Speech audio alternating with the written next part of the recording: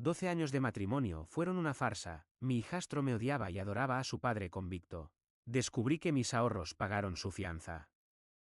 Me fui a la montaña en silencio y por primera vez encontré mi verdadero hogar. El amanecer aquí en la sierra no es como en la ciudad. No hay ruido de tráfico, ni sirenas lejanas, ni el zumbido constante de la electricidad que parece vibrar en las paredes de los apartamentos modernos. Aquí, el amanecer es un evento físico. El frío baja de la montaña como una manta pesada, oliendo a pino y tierra húmeda, y se cuela por las rendijas de esta cabaña que he estado restaurando durante los últimos 3 meses. Me despierto a las 5, no porque tenga que ir a trabajar, sino porque mi cuerpo todavía recuerda el ritmo de los últimos 12 años. La memoria muscular es traicionera. Mi mano busca instintivamente el lado derecho de la cama, esperando encontrar el calor de Elena, pero solo encuentra sábanas frías de franela. Y entonces, en ese segundo de lucidez antes de abrir los ojos, recuerdo. Recuerdo que ya no tengo que levantarme en silencio para no despertarla. Recuerdo que no tengo que preparar el desayuno para un adolescente que ni siquiera me mirará a los ojos. Recuerdo que ya no soy el padrastro. Solo soy Andrés. Y estoy solo. Me levanto y pongo la cafetera italiana sobre el fuego. El sonido del café subiendo y el aroma amargo llenan la pequeña cocina. Salgo al porche con la taza humeante en la mano. El vaho sale de mi boca con cada respiración. Miro hacia el valle cubierto de niebla y siento una extraña mezcla de dolor y alivio. Es un dolor sordo, antiguo, como una fractura que sanó mal cuando cambia el tiempo. Pero el alivio es nuevo. Es la sensación de haber soltado una cuerda que me estaba quemando las manos y que estuve sosteniendo con demasiada fuerza durante demasiado tiempo. No hubo gritos el día que me fui. No hubo platos rotos contra la pared, ni escenas de telenovela. Simplemente, un día, el vaso se desbordó. No fue una gota lo que lo colmó, sino el peso acumulado de 1000 desprecios silenciosos. Me fui en silencio, porque el ruido ya no servía de nada. Pero para entender por qué un hombre de 45 años mete su vida entera en la parte trasera de una camioneta y desaparece en la montaña, hay que entender lo que vino antes. Hay que entender cómo se construye una familia sobre cimientos de arena. Conocí a Elena hace 12 años.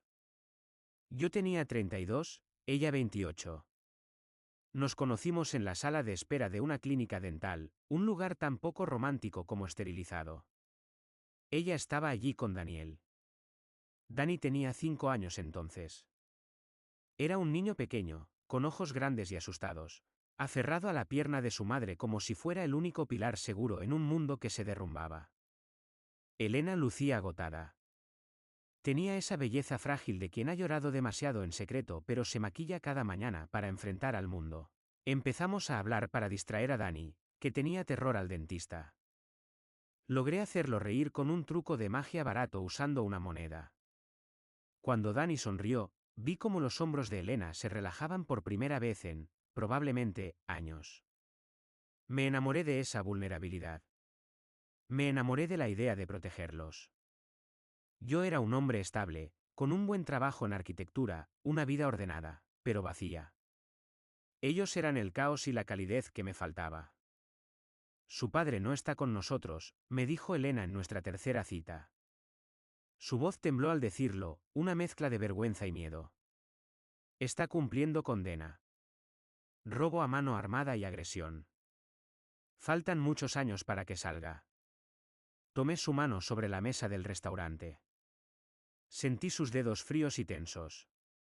No me importa el pasado, Elena, le dije, y lo decía en serio. Me importas tú. Me importa el presente. Fui un iluso. Un arrogante, buen tipo, que creía que el amor y la estabilidad podían borrar el trauma y la sangre. Los primeros años fueron dorados.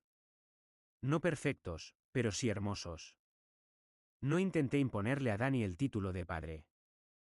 Fui su amigo. Fui el que le enseñó a andar en bicicleta sin rueditas en el parque del barrio. Fui el que se sentó con él durante las noches de fiebre cuando tenía varicela. cambiándole los paños fríos mientras Elena dormía un par de horas antes de su turno. Recuerdo un día específico. Dani tenía 8 años. Había tenido una pesadilla y vino corriendo a nuestra habitación. No fue al lado de Elena. Vino al mío. Tengo miedo, Andy, susurró. Lo levanté y lo dejé dormir en medio de nosotros. Antes de cerrar los ojos, murmuró algo que guardé en mi corazón como un tesoro durante años, algo que ahora, al recordarlo aquí en la soledad de la montaña, se siente como una estaca en el pecho. Gracias, papá. Esa palabra. Papá.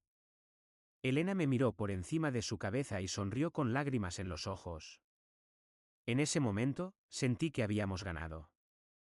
Sentí que habíamos vencido al fantasma del hombre que estaba en una celda a 500 kilómetros de distancia. Pensé que la sangre no importaba, que el amor y la presencia diaria eran más fuertes.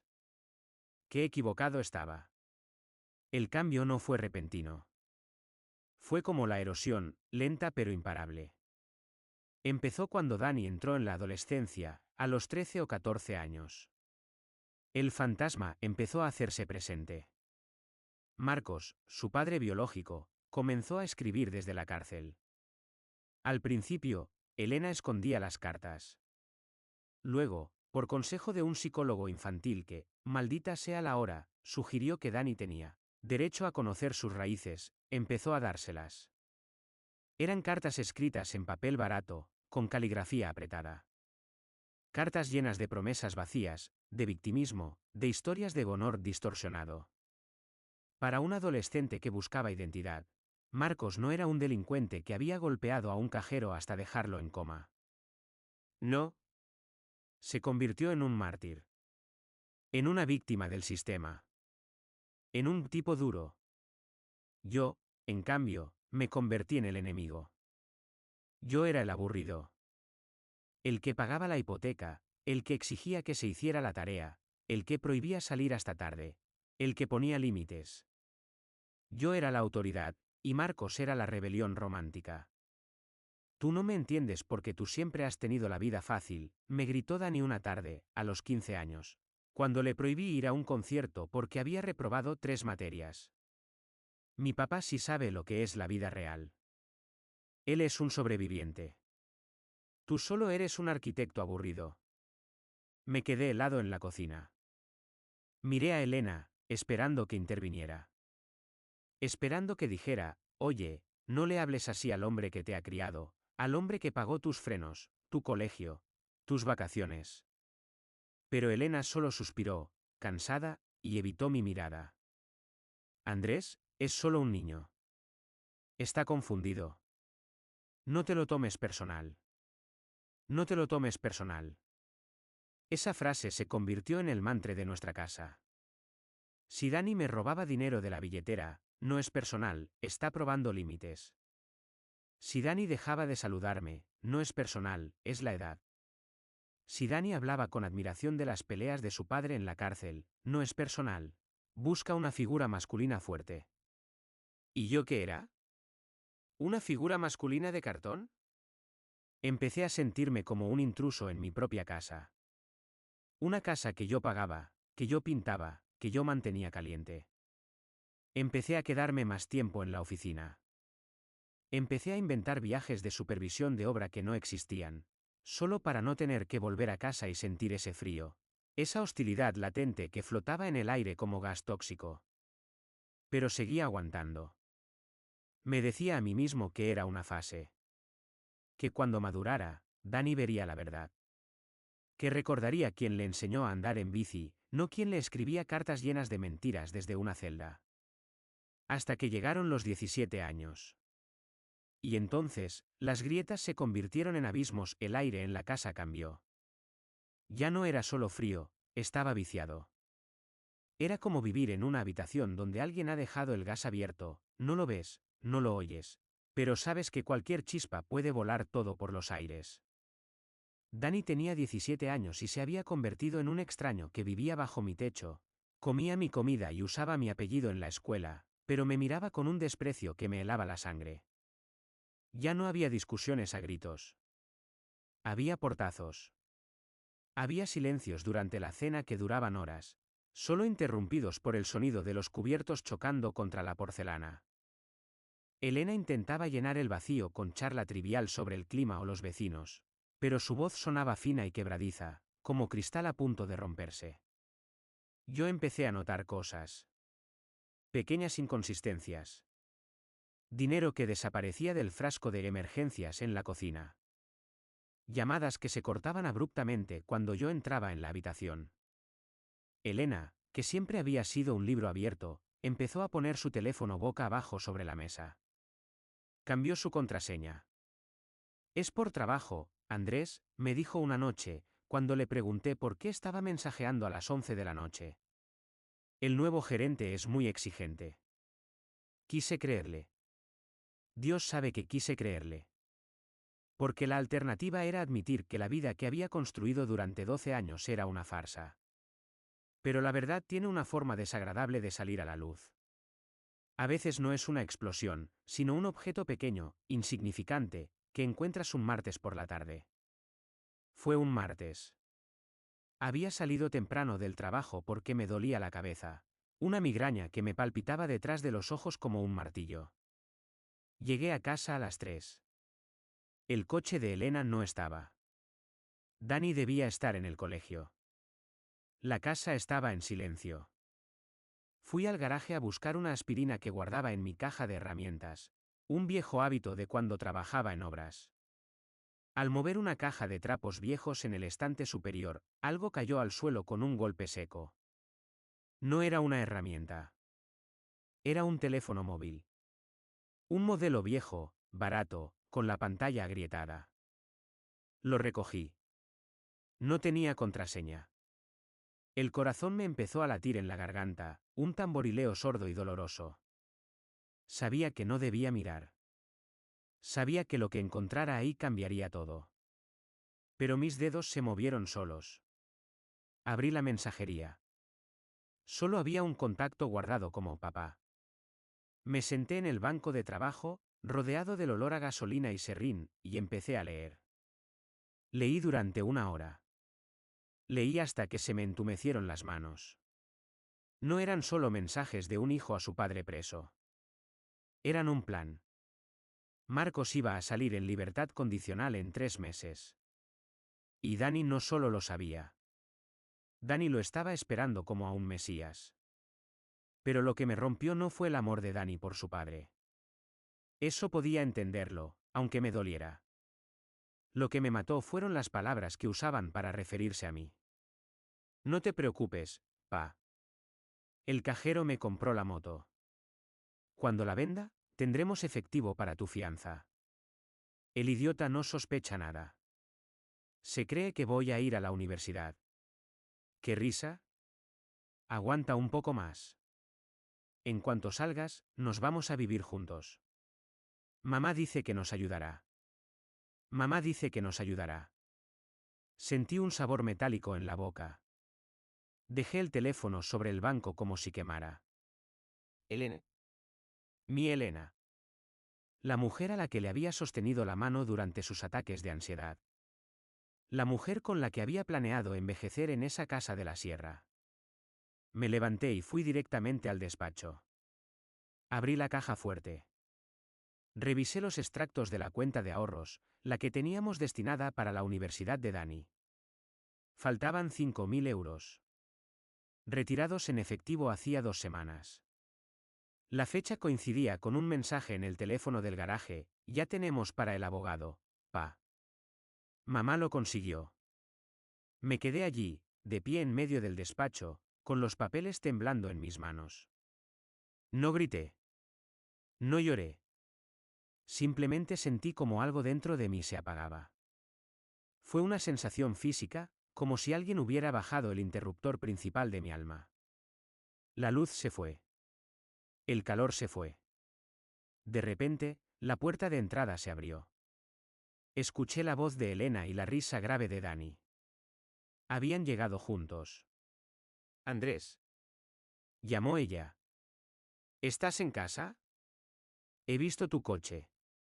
No respondí. Me quedé inmóvil, escuchando sus pasos acercarse. Eran los sonidos de mi familia. Pasos que conocía de memoria.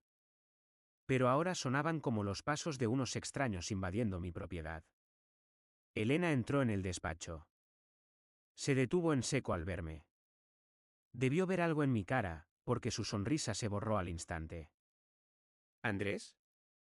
¿Qué pasa? Estás pálido. Miré a Dani, que asomaba por detrás de ella. Tenía esa arrogancia juvenil en la cara, esa mueca de desafío perpetuo. Pero cuando vio los papeles del banco en mi mano, su expresión cambió. Por primera vez en años, vi miedo en sus ojos. ¿Sé lo de Marcos?, dije. Mi voz sonó extraña, plana, carente de cualquier emoción. No era mi voz. ¿Sé lo del dinero? ¿Sé lo del cajero? El silencio que siguió fue absoluto. Podía oír el zumbido de la nevera desde la cocina. Elena dio un paso adelante, con las manos extendidas. Andrés, por favor, déjame explicarte. No es lo que piensas. Marcos sale pronto, y necesita ayuda para reintegrarse. Es el padre de mi hijo. No podíamos dejarlo tirado. ¿Reintegrarse? Repetí la palabra como si fuera un idioma extranjero. ¿Con el dinero de la universidad de tu hijo? ¿Con mi dinero? Es mi papá. Saltó Dani, poniéndose delante de su madre, protector. Tú no entiendes nada. Él ha sufrido mucho. Tú tienes todo, a ti no te cuesta nada soltar un poco de pasta. Eres un egoísta. Lo miré. Miré a este chico que medía 1,80 m, pero en el que todavía podía ver al niño de 5 años con miedo al dentista. Y me di cuenta de que ya no lo conocía. Y peor aún, él no me conocía a mí. Para él, yo no era una persona. Yo era un recurso. Miré a Elena. Esperé. Esperé a que ella le dijera, cállate, Daniel. Pide perdón. Pero ella solo bajó la mirada y dijo, en un susurro. Andrés, entiéndelo. Él es su padre. La sangre tira. Solo queríamos ayudarlo a empezar de cero. No queríamos que te enfadaras. Íbamos a devolvértelo. Íbamos. Plural. Ellos dos contra mí. Ellos dos y Marcos. Un triángulo en el que yo era el vértice que sobraba. El que pagaba la factura de la fiesta a la que no estaba invitado. En ese momento, la rabia desapareció. Fue reemplazada por una claridad cristalina y fría. Como el hielo de la montaña. Entendí que no era una crisis matrimonial. No era un problema de adolescencia. Era una estafa emocional. Llevaba años invirtiendo amor, tiempo y vida en un pozo sin fondo. Está bien, dije. Elena levantó la cabeza, sorprendida. ¿Está bien? ¿Nos perdonas? Dije que está bien, repetí, pasando por su lado sin tocarla. Me sentía intocable, envuelto en una capa de hielo. Si la sangre tira tanto, Elena, no seré yo quien la detenga. Subí las escaleras despacio. No di un portazo. No les grité que se largaran. Me fui a la habitación de invitados, cerré la puerta con llave y me tumbé en la cama mirando al techo. No dormí esa noche. Pasé 8 horas escuchando la casa, escuchando sus susurros febriles abajo, escuchando cómo planeaban qué decirme por la mañana para arreglarlo. Pero no había nada que arreglar. Porque para arreglar algo, primero tiene que tener valor. Y lo que teníamos, lo que yo creía que teníamos, ya no valía nada.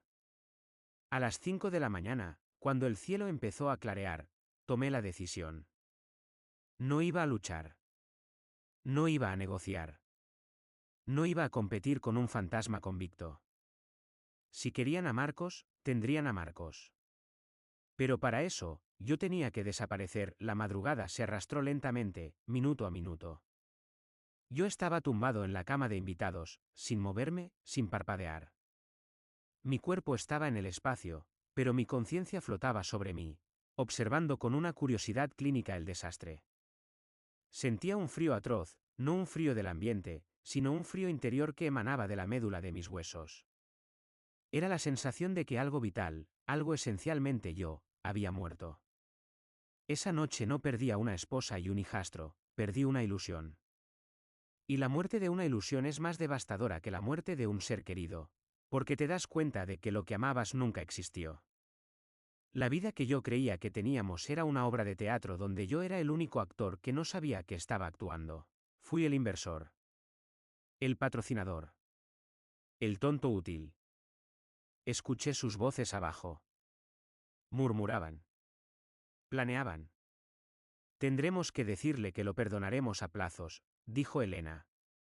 No le va a gustar que Marcos se quede aquí, respondió Dani, con esa voz ya adulta y cargada de resentimiento. No tiene por qué saberlo. Solo por un tiempo, hasta que se estabilice. Escuché esas palabras. Esas arquitecturas de mentiras, y sentí asco. Pero no por ellos. Por mí. Por haber tolerado el desprecio, por haber racionalizado cada señal de alerta, por haberme encogido para caber en su pequeña y miserable necesidad. 12 años de lealtad absoluta y económica reducidos a un plan de escape para un convicto y una burla. Me levanté a las 5 de la mañana. Me moví con una calma metódica, casi robótica. La migraña de ayer se había ido, reemplazada por una claridad implacable. No encendí luces. La tenue luz gris que se colaba por la ventana era suficiente. Abrí el armario. No tomé nada que no fuera estrictamente mío. No tomé los regalos, no tomé los muebles que había pagado, ni el 90% de los objetos comunes. Solo mis herramientas, mis libros técnicos, ropa que cabía en una maleta de lona y la vieja chaqueta de cuero que me regaló mi padre antes de morir. Cada acción fue un ritual de desprendimiento. Doblar una camisa. Cerrar una cremallera. Mi mente estaba vacía de emoción, llena solo de logística. El silencio de la casa era total, solo roto por el roce de la tela de mi maleta al arrastrarse por la alfombra. Fui al despacho. Tomé mis documentos, pasaportes, pólizas de seguro. Las llaves de la casa. Las miré por un instante. Eran pesadas, de metal frío. Símbolos de un hogar que yo había construido, pero que nunca fue mío. Las dejé sobre la mesa de la cocina, al lado de la cafetera, junto con la nota. ¿La nota? No tenía ni 3 líneas. No era un adiós, era una declaración de hechos. Elena. He revisado las cuentas. Vuelve a ingresar el dinero de la universidad antes del final de mes. La casa y la hipoteca son tuyas, la pagarás tú a partir de ahora. He iniciado los trámites de divorcio. Encontrarás los papeles en el buzón dentro de una semana. Andrés. No incluí ninguna recriminación sobre Marcos o Dani. No era necesario. Ellos sabrían exactamente por qué me iba. Y lo que es más importante, no les di la oportunidad de discutir, de suplicar o, peor aún, de mentir de nuevo. Les negué el melodrama. Les negué mi dolor. A las 5:30 de la madrugada, abrí la puerta principal. El pestillo sonó con un clic sordo y definitivo. Salí al frío y al rocío. El olor de la mañana era fresco y punzante. Cerré la puerta detrás de mí. No la azoté. La cerré con cuidado, despacio, sintiendo el peso de la madera en mis dedos. Ese peso se sintió más real y honesto que cualquier abrazo que había recibido en los últimos años. Me monté en mi camioneta, una vieja Ford que he tenido desde la universidad. Puse la llave, encendí el motor.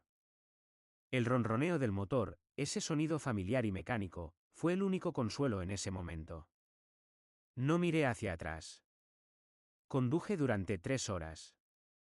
La carretera me sacó de la ciudad, de los suburbios y del mundo que yo conocía. Conduje hacia el este, hacia las montañas, hacia el terreno que había comprado hace años, ese pedazo de tierra con una cabaña destartalada que Elena siempre consideró una fantasía de viejo. Llegué cuando el sol empezaba a subir por encima de los picos. La cabaña parecía más pequeña y más abandonada de lo que recordaba. Olía a humedad y a soledad. Pero era mía. Completamente mía. Abrí las ventanas. El aire frío y limpio de la montaña inundó la casa. Me quité la camisa, me puse una camiseta de lana gastada y busqué mi hacha. La primera tarea fue encender el fuego. El primer sonido que hice en mi nueva vida fue el golpe seco del hacha contra el tronco. ¡Pum! El sonido resonó en el valle. Cada golpe liberaba tensión, cada fibra de madera que se partía era un trozo de la mentira que yo cortaba de mi vida. Trabajé sin parar durante todo el día. Reparar el tejado. Limpiar la chimenea. Ordenar el garaje. Es un trabajo honesto. No hay negociaciones, no hay compromisos emocionales. Un clavo está dentro o está fuera. Una tabla está derecha o está torcida. Al caer la tarde, estaba exhausto. El cuerpo me dolía de una manera satisfactoria, no con el dolor sordo de la angustia, sino con el dolor agudo y limpio del esfuerzo físico. Me duché con agua apenas tibia. Me puse ropa limpia y salí al porche. El sol se había ido. Millones de estrellas, que nunca se veían en la ciudad, cubrían el cielo negro como diamantes sobre terciopelo. Me senté en el escalón. Me encendí un cigarrillo, algo que no había hecho en 5 años, y di una calada profunda. El humo me llenó los pulmones. Exhalé. Y entonces, en ese silencio helado, por primera vez desde que leí los mensajes en el garaje, sentí algo más que entumecimiento. Sentí una punzada de dolor, sí, pero mezclada con algo más grande, libertad. Había perdido una familia, pero había recuperado mi nombre. Las primeras semanas fueron una niebla. Mi único contacto con el exterior era el pueblo cercano, al que iba una vez a la semana a comprar provisiones. Los días se llenaron con el ritmo de la reparación, lijar la madera, cementar la chimenea, reparar las tuberías. Era una meditación. Mis manos estaban ocupadas, mi mente estaba libre.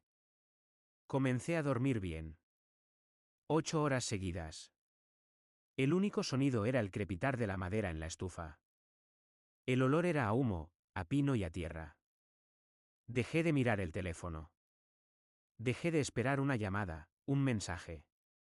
Sabía que llegarían los documentos del divorcio y que tendría que lidiar con la logística, pero por ahora, solo existía este bosque.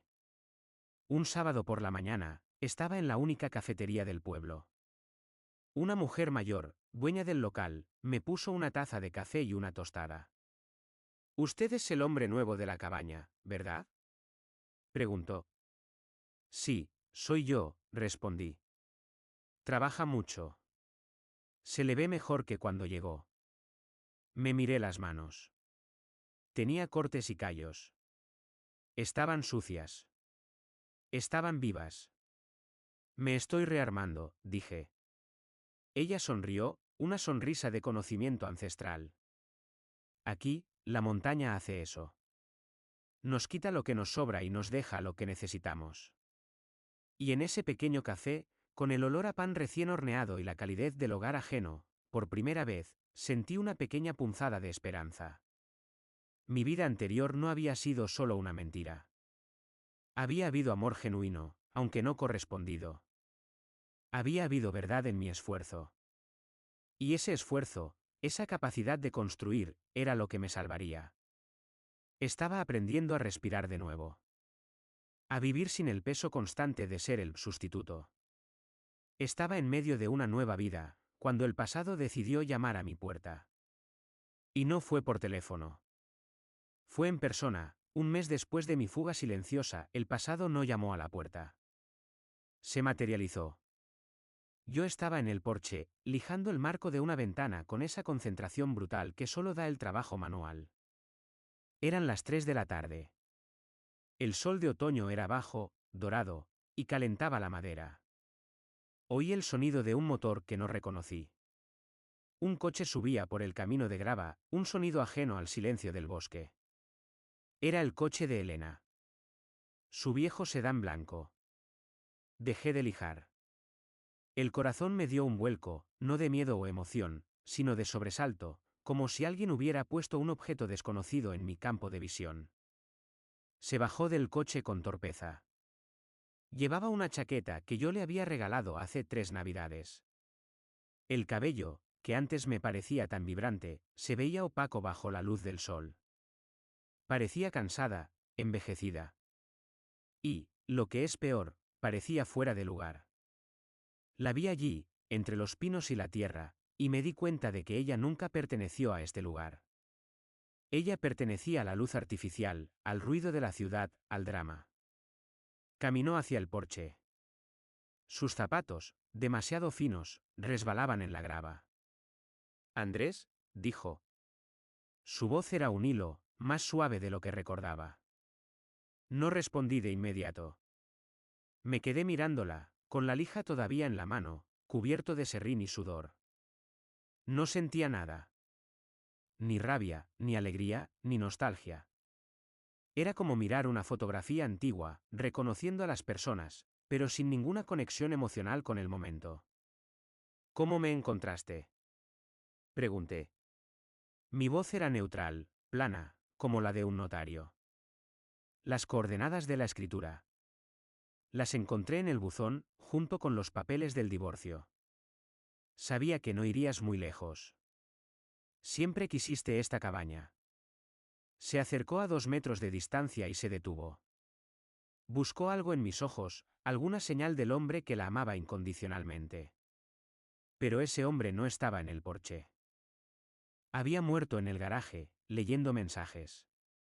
«Necesitamos hablar, Andrés», suspiró. «Estamos hablando», dije, y volví a lijar el marco con un movimiento lento y deliberado. Quería que se sintiera la incomodidad de mi indiferencia. Se sentó en el escalón más bajo, apoyando los codos en las rodillas. «Me equivoqué», dijo, y la frase sonó extraña, forzada. «Te lo juro, me equivoqué». Yo seguí lijando. El movimiento tiene que ser constante. La madera tiene que quedar lisa. «Explícame, Elena». «Cuéntamelo todo. Pero hazlo sin llorar. Y sin mentiras. Porque ya no tengo la energía para descifrar tus historias». Empezó a hablar. Y esta vez, la historia fue más profunda, más miserable. No era solo el dinero de Marcos. Era el miedo que él infundía desde lejos. Era el chantaje emocional sobre Dani. Era la culpa que ella sentía por haberlo metido en la cárcel, una distorsión de la verdad, ya que lo habían condenado por sus crímenes, no por ella. Cuando me escribió, le dije que no. Pero me dijo que hablaría con Dani, que le diría que yo fui la que le dio la espalda, que tú no eras su padre de verdad. Se aprovechó de mi debilidad, Andrés. De mi culpa. Vi la admiración de Dani por ese hombre, vi cómo me alejaba de mí, y pensé que si lo ayudaba a salir, él se iría. Que se alejaría de nuestras vidas. Hizo una pausa, esperando una reacción. Yo me detuve y levanté la vista. El sol brillaba detrás de ella, enmarcándola en un halo cruel. ¿Y tú creíste eso?, pregunté. ¿Que el hombre que te abandonó y te amenazaba por teléfono de repente se convertiría en un ángel protector? No. Pero Dani estaba obsesionado. ¿Y tú? Tú estabas tan concentrado en ser perfecto, en hacer todo bien, en pagar, en ser el padre ideal, que no veías que Dani te odiaba. Te odiaba porque eras el recordatorio de todo lo que Marcos no era, y él te despreciaba por eso. Me despreciaba a mí por haberte elegido. Las palabras cayeron al suelo como piedras. Dani te odiaba. No era un descubrimiento, sino la confirmación de una sospecha que había evitado durante años. Así que, en lugar de poner un límite, en lugar de protegerme a mí, tu pareja, y de proteger a tu hijo de su propia ilusión destructiva, decidiste meter 5.000 euros en las manos de un criminal convicto y dejar que se rieran de mí a mis espaldas, resumí. Ella se derrumbó. No fue un llanto histérico, sino un sollozo profundo, agotado. Lo siento. Siento haberte usado, Andrés. Siento haber dejado que te humillara. Eres el hombre más bueno y decente que he conocido. Pero yo no soy decente. Nunca pude salir de su sombra. Me quedé de pie, sin moverme. Sus palabras eran sinceras, lo sentía. Eran la confesión de una mujer que finalmente se había rendido. Pero ya no importaba. Su verdad no era más que historia. No podía reanimar al hombre que había matado. Marcos está libre, ¿verdad? Pregunté. Ella asintió, con la cara hundida en las manos. Sí. Ha estado con Dani esta semana. Y Dani está feliz. Sí. Está feliz. Bien. Dejé la lija en el banco de trabajo. Me limpié el serrín de los pantalones. Sentí el peso de la soledad, pero ya no era un peso aplastante. Era el peso de la responsabilidad personal. Elena, dije, y me acerqué a ella, pero solo para mirarla a los ojos. Mi voz era baja, firme. ¿Madura? He perdido 12 años. 12 años tratando de ser el padre que tu hijo merecía y el hombre que tú necesitabas. No fui perfecto, pero fui honesto. El problema es que tú nunca quisiste un hombre honesto. Querías un recurso. Un puente para cruzar el abismo de tu pasado. Y un bolsillo para pagar la entrada de tu exmarido. Ella intentó tocarme el brazo. Me aparté instintivamente. Te perdono, dije. Y era verdad. La perdonaba, no por generosidad, sino por desapego. No podía llevar el peso de su culpa y mi dolor al mismo tiempo. Pero he terminado. No tengo nada que arreglar contigo. El proceso de divorcio está en marcha. No me llames, no me busques. Ocupa la casa, vive tu vida con tu hijo y con Marcos, si es lo que quieres. Es tu elección. Pero yo elijo mi paz. ¿Y ahora qué? Susurró. La miré. Luego miré a mi alrededor, al porche, al bosque, a las montañas cubiertas de nieve a lo lejos. Ahora, voy a construir una vida de verdad. Una en la que un clavo está dentro o está fuera. Una en la que las paredes son de piedra, no de mentiras. Me di la vuelta y entré en la cabaña. No la obligué a irse. Solo la dejé fuera. Cerré la puerta. El sonido del pestillo fue un golpe seco, el sonido de la certeza. Me quedé junto a la ventana, esperando. 10 minutos después, oí el motor de su sedán blanco encenderse. El sonido se alejó por el camino de grava, llevándose consigo los últimos ecos de mi vida anterior. Han pasado 8 meses. La cabaña está casi terminada. He instalado una estufa de leña. He aislado las paredes con paneles de madera que corté yo mismo y he construido un taller. Mi trabajo en la ciudad ahora es solo consultoría a distancia. No busco activamente la felicidad. Me conformo con la calma. Con el silencio. A veces, cuando el sol de la mañana entra por la ventana y calienta el suelo de madera, me tomo una taza de café en el porche y me permito pensar en Dani. Espero que algún día, cuando sea adulto, entienda el valor del trabajo honesto sobre el mito criminal. Espero que entienda la diferencia entre un padre y un fantasma. Pero ese ya no es mi problema. Mi camino es la madera y la montaña. Hoy, estaba partiendo un tronco de roble, duro y retorcido. El hacha resonó fuerte. La madera se abrió. Me sequé el sudor de la frente, sintiendo el aire frío y puro. Miré el humo que salía recto de la chimenea hacia el cielo azul. Y en medio de la inmensa, total y honesta soledad de la sierra, por fin lo comprendí. Me fui en silencio después de 12 años, y en la quietud de la montaña, descubrí que, por primera vez, estaba en casa.